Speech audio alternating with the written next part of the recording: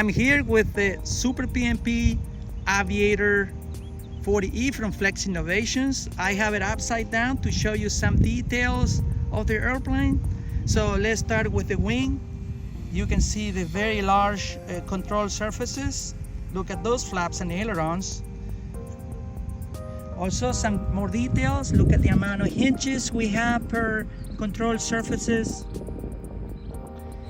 Right here, DS17 HV servo, high voltage servo. Look at the hardware. We have a ball link in each of the control surfaces.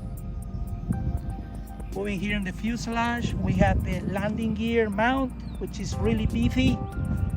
An oversized wire that makes the landing gear very strong, but yet very light. Remember, for Flex, weight is very, very important. Weight is the magic. Keep it light, flies better. Here is the float mount. New for Flex, we have the JST connectors for the LED lights. One here, the other here, and this connector is for the water rudder servo.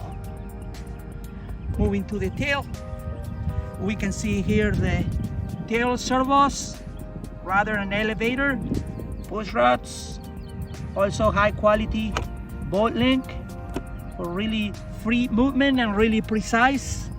One bolt right there for the stab, and look at the amount of inches for the elevator.